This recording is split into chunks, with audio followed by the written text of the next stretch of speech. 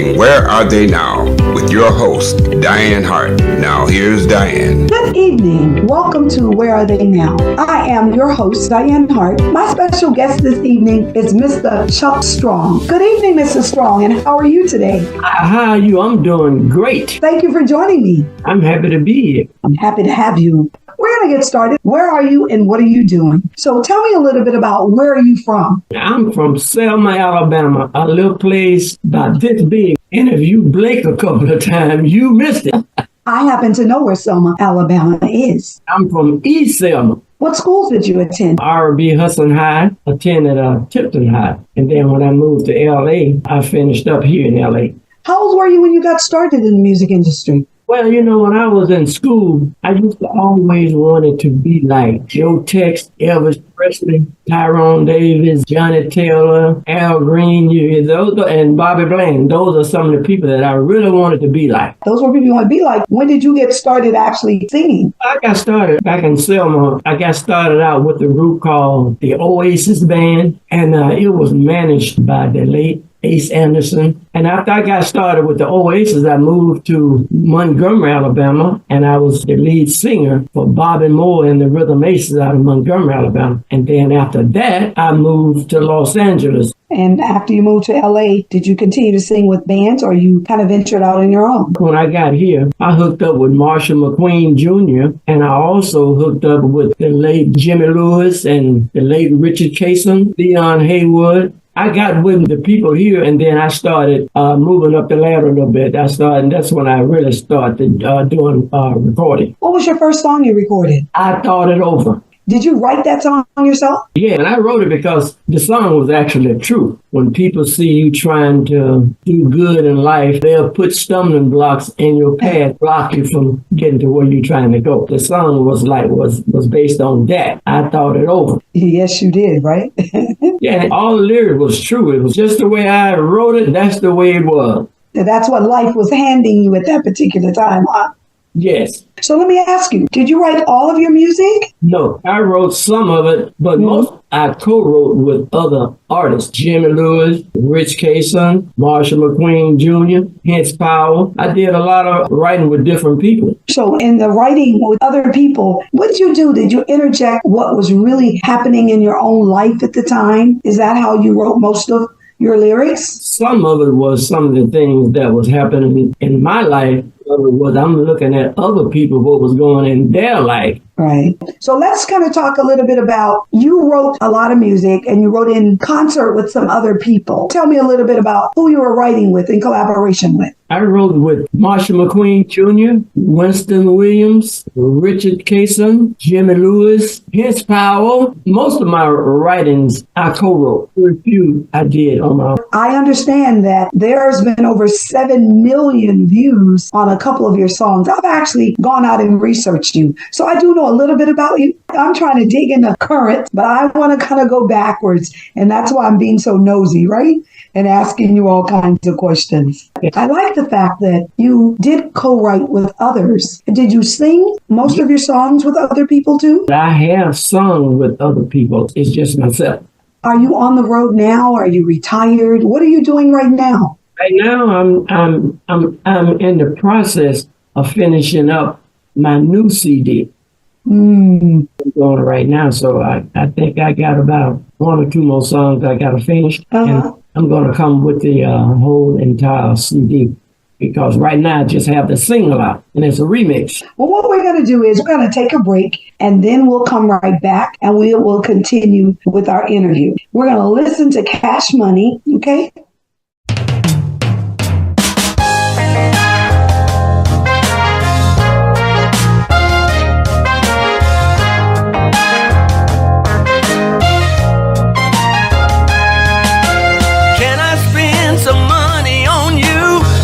Spend some cash on you.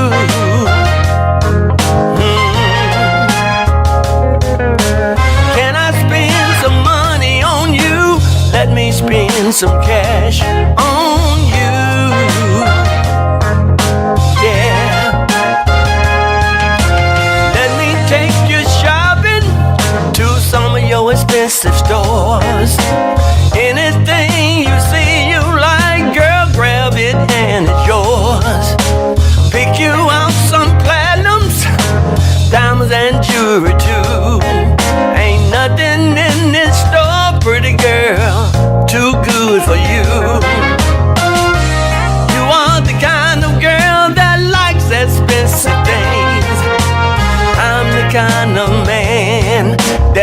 buy you everything.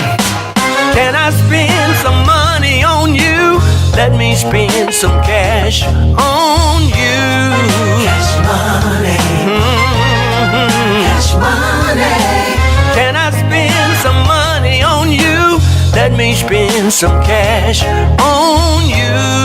Cash money. Sweet thing. Cash money. Let me take you shopping. Shopping for your children too. Anything you see they need, girl, I'll buy it for you. No matter what it is or how much it's gonna cost.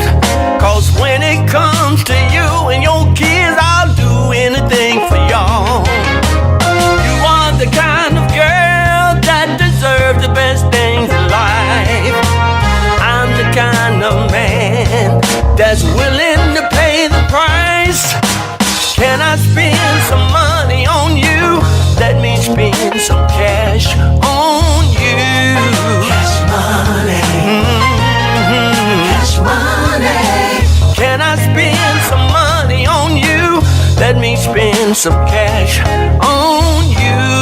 Cash money. That's what I wanna do for you, girl. I wanna take you and get your hair done, get your nails done, pedicure, and I wanna buy you a nice purse. Do you like Michael Kors? Or do you like Gucci, Chanel, Coach, Louis Vuitton? Whatever you like, baby, I'm gonna get it for you.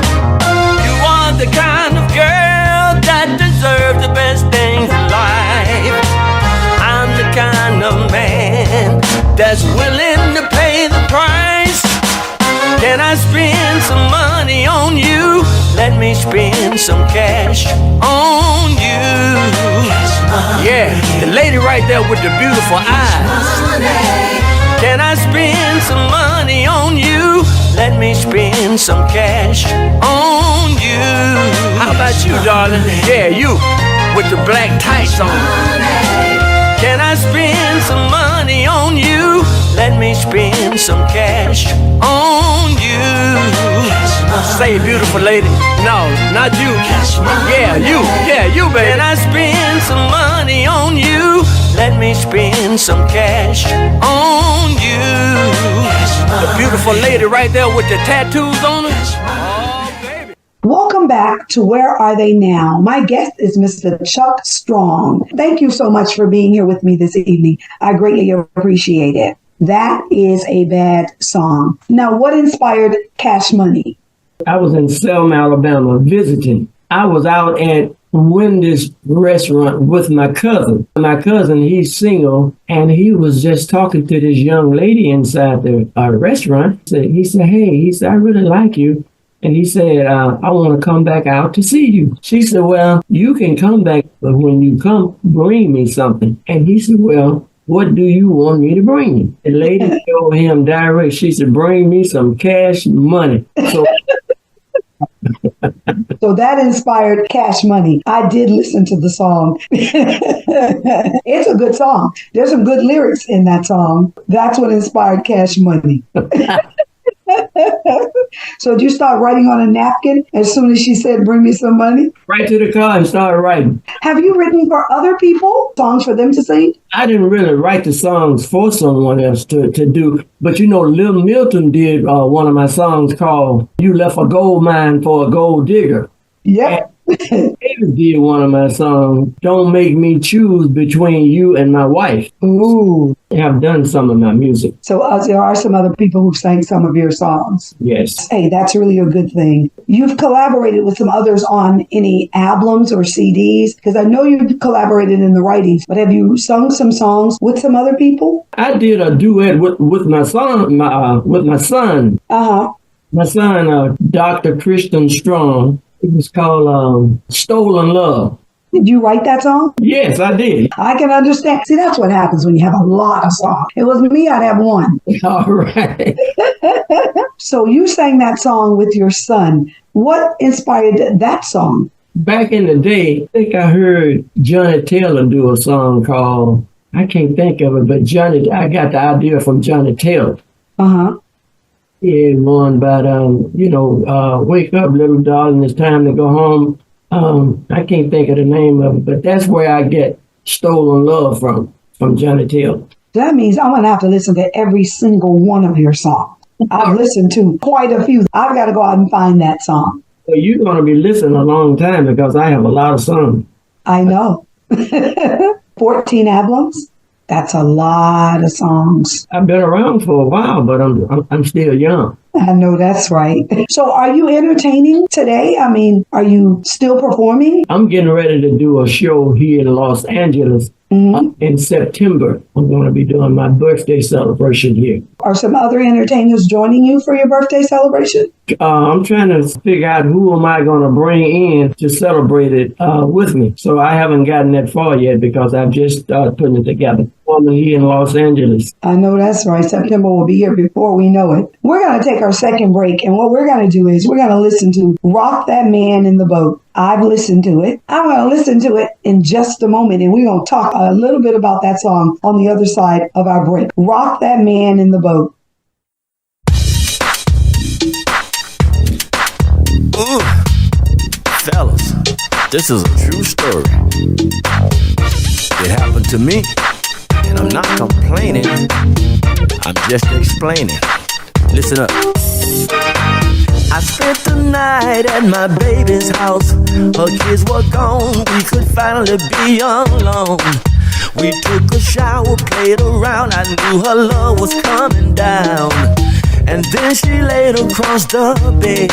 She backed it up, I smacked it up. The way she moaned made me feel like a king. There's something new, she said, I want you to do. If you really wanna make a woman scream, you can stroke it every minute, make it talk, stand up in it. But if you wanna keep our love afloat, rock that man in the boat, babe. That little man in the boat, yeah. She said, I'll teach you just how to do it right. I'll show you where you can find my magic spot. I saw that look in her eye. If I give this thing a try, don't tell nobody if I do. I rocked it left, I rocked it right. Her body tremor from her bottom to her top. I rocked it up, I rocked it down. I said, who's your daddy? She said, you, but don't you ever stop. You can stroke it every minute, make it talk, stand up in it.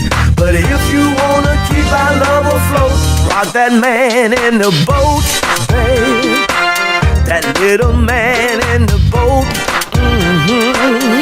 rock that man in the boat, babe.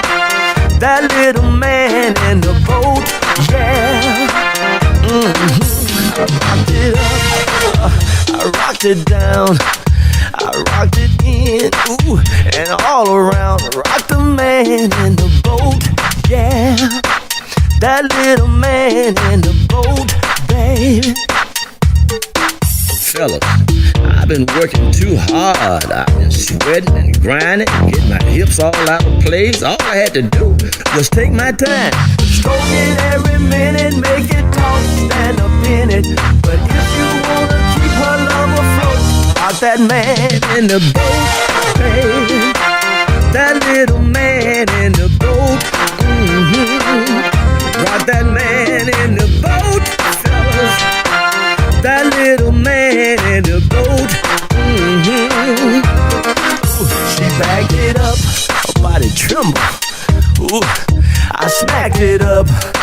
She started to moan. I rocked it in and out and up and down. Now who's your daddy? Girls, tell the fellas what you like. Rock that man in the boat. That's what they want. Rock that man in the boat. That's what they need. Rock that man in the boat. That's what they like. Rock that man in the boat. Now dive on in. Rock that man in the boat. Rock that man in the boat. That's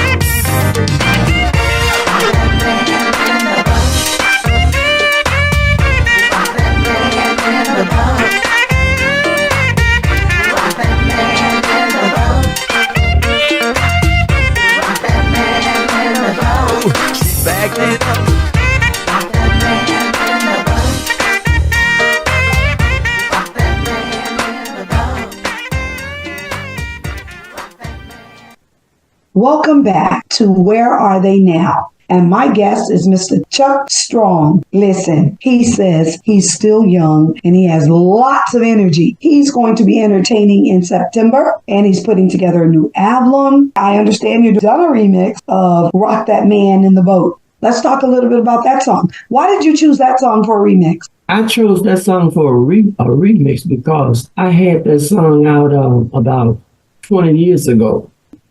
That was one of my best sellers.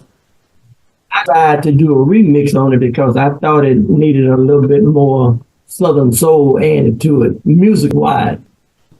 That's why I did the remix on that particular song. So you put a little bit of cut on it with Southern soul for this new remix. Absolutely. I got a little bit farther to the left with it. Yeah. Absolutely. Look, it is a bad jam. I did listen to it, and it is a bad jam. I didn't see the remix when I was looking for it. So it has not been released yet? Or did it just get released? I thought it said 2024. It's just been released about 3 weeks now. Okay. Social media sites, YouTube, TikTok, whatever, but it's out there. So let me ask you this. You have a family, a wife and children? Absolutely. I have a beautiful wife and I have 2 sons and 2 daughters. Did you go on the road a lot when you were singing? Absolutely. I've been on the road a lot. I mean, a few years ago, I was out pretty much every other week on shows with the Whispers, Tyrone Day, Bobby Bland, Johnny Taylor, Marvin Cease, you name it. I've been on shows with pretty much everybody. That's wonderful. Matt, can't leave him out. Oh, okay. No, don't want to leave anybody out because they're going to be watching your video. They'll be like, he sang with me, but he didn't mention me. Tell them, don't charge it to your heart, charge it to the head. Just couldn't remember, right? You sang with a lot of people. So now when you go back on the road this time, are you going to put together some concerts with some of those very same people who are still entertaining today? Well, I'm just hoping I get some calls and just be on the show with whoever. I mean, it don't matter who I'm on the show with, just so I get the call and get out and be productive. Which definitely makes sense. We all want to be productive. You have so much to offer. What would you tell these new, young, up-and-coming, aspiring singers and entertainers today? What kind of advice would you give them? First, I would give them the advice to, when you are doing your music, you need to know about the business end of it. Because, see, if you write a song and if you don't have your business together, you have people that take your writers from you. They'll take your publishing. For the young people, I'm going to say, make sure you take care of your business first. And then when you take care of your business, never give up. You can give out, but never give up. Because, see, once you give up, it's over. But as long as you fighting, it's not over until you stop fighting. And I'm a winner and I don't stop. I keep going. When it get too tough for the average person, it's just right for me. No, that's right. What you say is just right. Is there something else you'd like to impart to these young folk? Because I think they kind of have it slightly twisted. I don't think they realize how important the business aspects are to the entertainment field. Another thing that I'm going to say to the young people, how much music that you want to do or how you inspired about it. The key to the life is education. I'm going to say to the young people, the first thing you do, you make sure you get a good education and or a trade or something, because the way life is now, the way the world is now, if you don't have an education or some type of trade or something, you're going to be lost, because that's just the way it is. You got to have an education. So that's absolutely necessary to get an education. And we need them to understand that. So many drop out of school, think that, oh, I'm entertaining now. I really don't need to finish school. I don't need a degree. I don't even need my diploma, because, hey, there's many people out there who didn't get it. But your advice to these young people is stay in school, get a good education. See, the young people, you don't want to go to the jail and be incarcerated because you don't want to get a felony on your record. I see a lot of kids don't understand that once you be incarcerated and get a felony on your record, that stays with you. You can't get a proper job or anything. So make sure you do not go to jail under no circumstances. Stay away from jail. I know that's right. Absolutely, young people. I don't know if I asked you what inspired Rock the Man in the Boat. I can't remember that I asked you that. You didn't, but let me tell you, I didn't have anything to do with writing it. Richard and he gave it to me and I sung it. I don't have anything to do with writing it or anything. I'm just the artist. So there you go. You heard it. He doesn't want to own it, but he owned it because he sang it. He's like, I didn't write it, but I did sing it. I can't understand why you don't want to own it. I appreciate you being totally honest about it. You like, I'm being completely honest. That's anything to do with that song. I'm just the artist. Well, the song is a good song, even though you won't own it, and it's okay. You sang it though, and you did a superb job on it. So what can I say? I did listen to it. And I was like, oh, okay. He said, nope, I didn't write it. But you've written so many songs. So nobody would have known you didn't write the song if we were not talking about it tonight. People probably thought you wrote that song. I want everybody to know Richard Kaysen wrote that song. I want them.